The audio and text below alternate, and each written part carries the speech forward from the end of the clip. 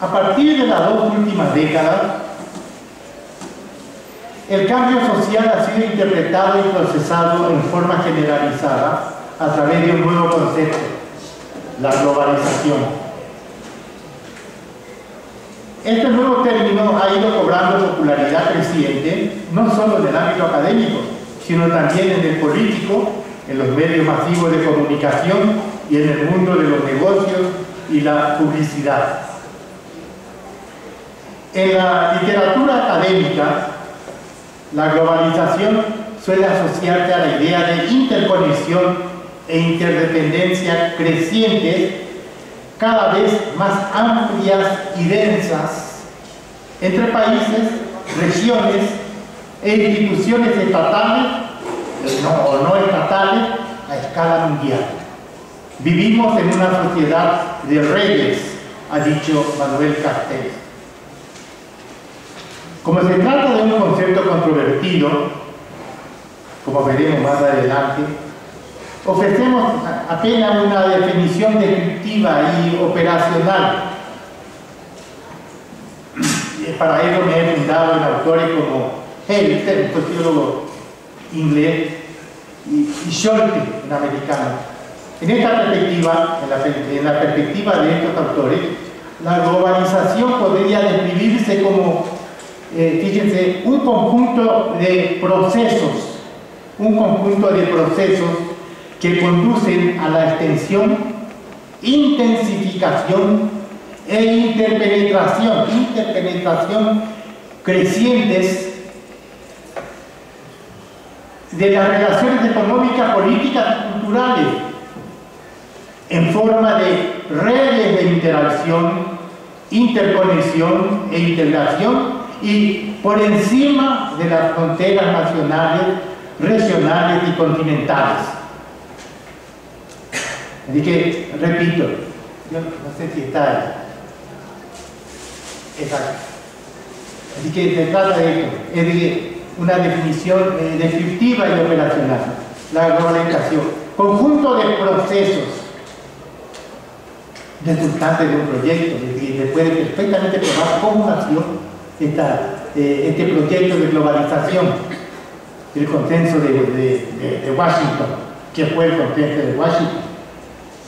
Así que yo podría distinguir, por ejemplo, la globalización entendida como un proyecto político perfectamente planeado a partir del famoso consenso de Washington, que no fue ningún convento, en hecho cuarto, fue un documento que recibió amplia aceptación, ¿no? Puedo describir sociológicamente la globalización en términos de un proceso, como la definición que estoy dando aquí. Puedo unir las dos cosas como proyecto y como proceso. Puedo hablar de la globalización como sistema. Ahí entra perfectamente Wallerstein, sistema, digamos así. Y puedo hablar también de globalización como, ¿cómo diríamos? Como charlatanería sobre la globalización, todo lo que leemos en los periódicos, en fin, entre los periodistas, en los medios masivos de comunicación, etcétera, etcétera, la publicidad. Así que le llaman charlatanería sobre la globalización.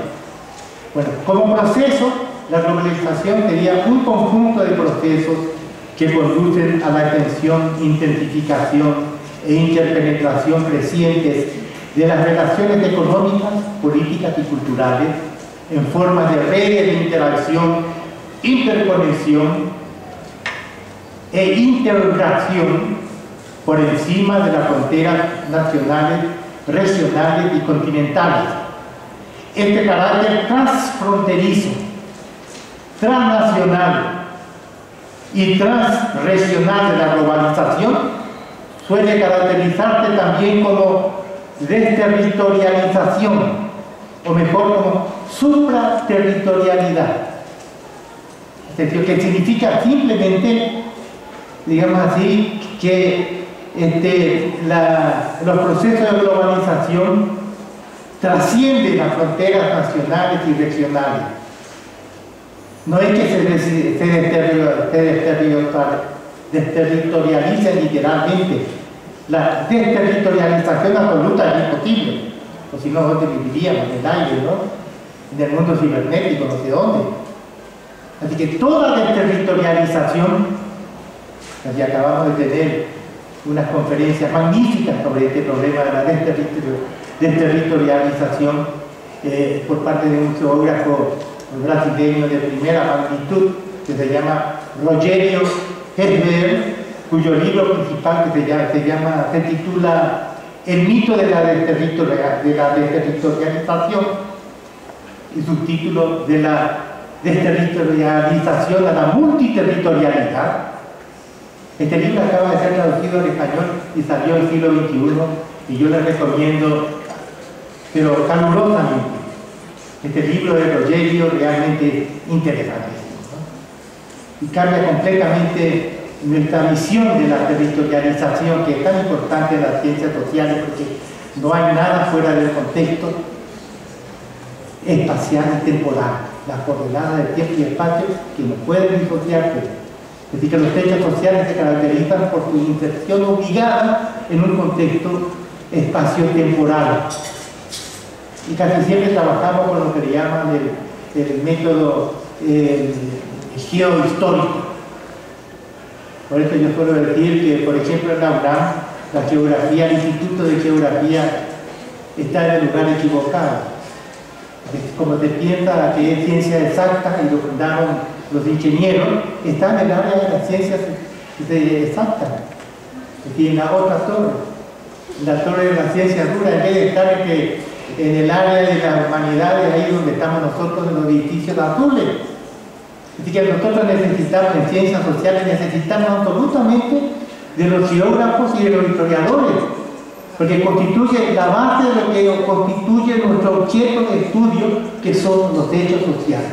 A ver si ustedes pueden encontrar un hecho social que se pueda disociar de un contexto sociotemporal.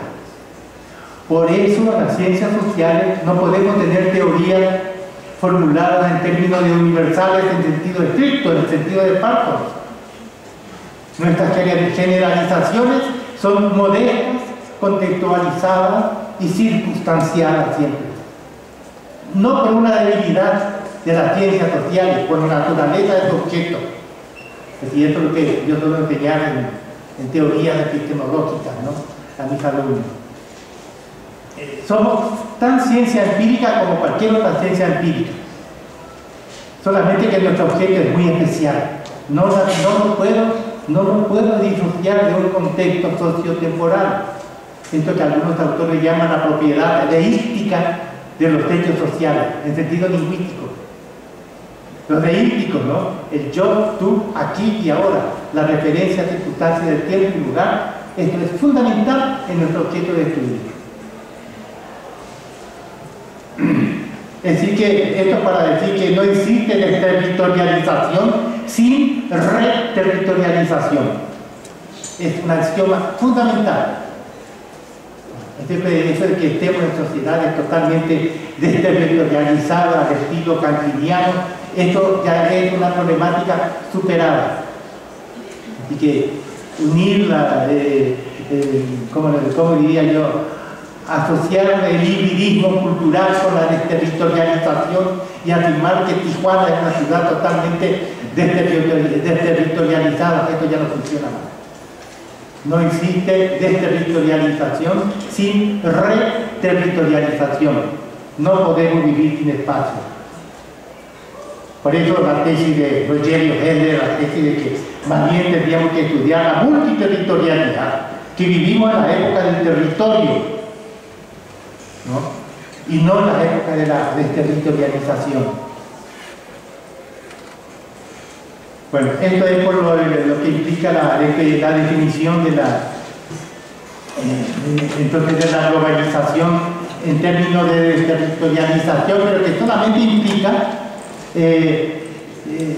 superar o trascender las fronteras y los espacios delimitados por límites. Pero existe un territorio de la globalización, lo vamos a ver. Existe una teoría de las ciudades globales que justamente en la nueva territorialidad de la globalización en el sentido financiero y económico del término. Pues bien, la condición de posibilidad de la globalización así entendida ha sido la formación de una infraestructura global constituida principalmente por las nuevas tecnologías de comunicación e información de alta velocidad, telecomunicaciones electrónicas, internet, sistemas satelital, cable, etc., que permiten la operación de las redes globalizadas en la simultaneidad del tiempo real mediante la supresión o la reducción radical de la distancia. Es lo que suele llamarse compresión del tiempo y del espacio, que se usa para designar dos conceptos. Bueno, este término de la compresión del tiempo y del espacio se asocia al nombre de Harvey, 1990.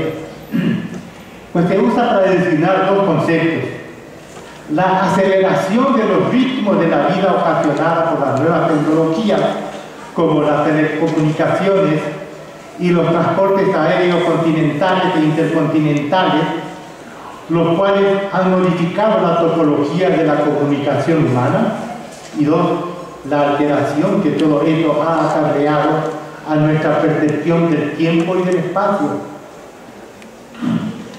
El resultado de este fenómeno ha sido la polarización entre un mundo acelerado, el mundo de los sistemas flexibles de producción y de refinadas pautas de consumo, y el mundo lento de las comarcas rurales aisladas, de las regiones manufactureras en declinación y de los barrios suburbanos social y económicamente desfavorecidos. Es curioso cómo, por ejemplo, nuestros migrantes mexicanos, cuando van a trabajar en los Estados Unidos, se dan cuenta de la diferencia del ritmo. Se ha hecho trabajos muy interesantes con migrantes de retorno, por ejemplo, de cómo los norteamericanos, los lugares donde trabajaban, se trabajaba a alta velocidad. Y ellos no se podían acomodar fácilmente a esta alta velocidad, todo, alta velocidad. Porque ellos provienen del mundo lento todavía, ¿no? Del mundo a baja velocidad, de las comarcas rurales, etcétera, etcétera, ¿no? Esta percepción, digamos, y de la compresión del tiempo y el espacio, de las diferentes velocidades, es susceptible de un análisis de clases. Muy bien, pasemos ahora, bueno, entonces pasemos a otro tema